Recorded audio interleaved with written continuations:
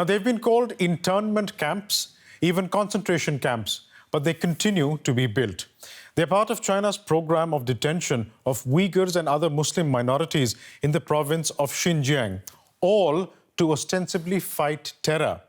And now, this has open international support. In a letter to the UN Human Rights Council sent just days back, at least 37 countries have supported China's, quote, counter-terrorism and deradicalization measures in Xinjiang, including setting up vocational education and training centers. Some of these countries, you must know, include North Korea, Saudi Arabia, even Myanmar.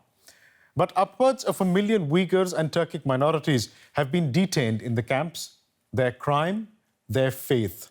22 Western countries also, in a letter to the UN Human Rights Council, have asked China to stop these arbitrary detentions. But China sees things differently. This is what China wants visitors to see.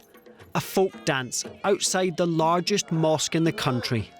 The spectacle belies the sinister realities of life for Xinjiang's Uyghur Muslims, up to 1 million of whom are thought to be held inside re-education centres like this, part of a growing complex of sprawling, secretive camps.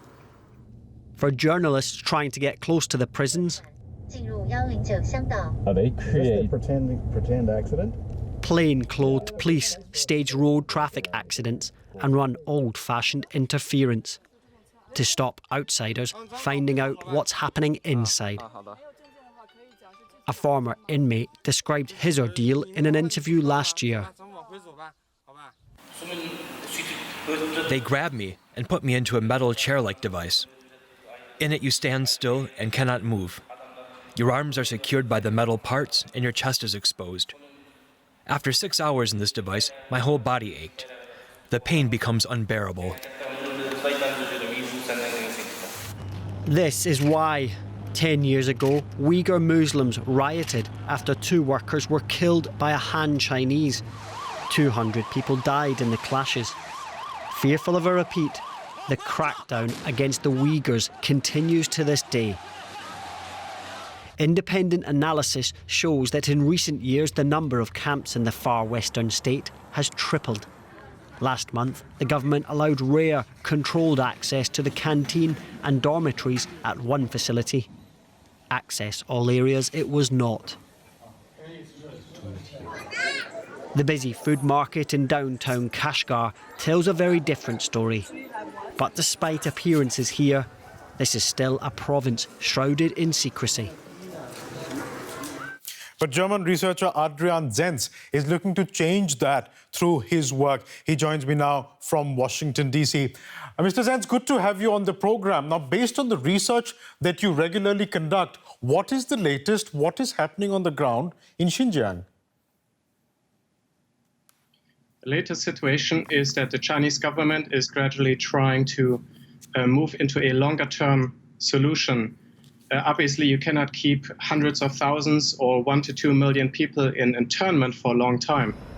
The next strategy is to move them gradually into settings of forced labor and then to reintegrate them not into freedom, but into what's basically a police state. It just sounds extraordinary, a police state in the 21st century, and China appears to be getting away with it. Do you think enough international pressure is not being brought to bear on China? International pressure has been very slow to mount, also hampered by the fact that the United States left the United Nations Human Rights Council. The international community is unfortunately not sufficiently united about the issue, and as you can see, a good part of the developing world, especially countries that themselves have a very poor human rights records, have even been siding with China because of economic interest. This is, of course, you're referring to some of the 37 countries that sent that open letter to the UN Human Rights Council supporting China's actions in Xinjiang. Do you think this is reflective of China's clout and the economic power it wields in the world at the moment? Yes, it is. The Belt and Road Initiative, supposedly benign and win-win, is, at least in part, a global influence operation that's working very successfully to make countries economically but also politically dependent on China. It's astounding that among the 22 countries that condemned China's atrocities in Xinjiang, which mostly target Muslim majority groups, there was not a single Muslim country joining this letter of condemnation. However, among the 37 countries that supported China's policies, 15 of them are Muslim majority.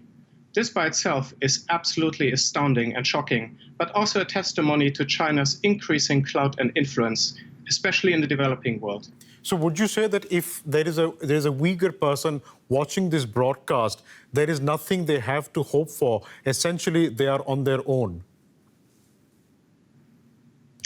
In many ways, yes. However, speaking out does help. There's the example of the Australian broadcast, an Australian father whose 2-year-old son and wife are in Xinjiang and cannot leave. He has not even seen his son one single time.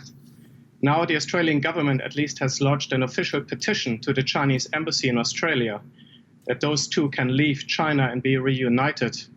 Also, the wife was called to the local police office and questioned. International media attention does have an effect, and it must continue. But now we have the evidence on the table. Especially this month, additional research came out about parents being separated from children, about widespread forced labor schemes that pertain to entire minority societies. It's really now time up to the politicians and the multilateral international bodies to put some action behind their supposed values.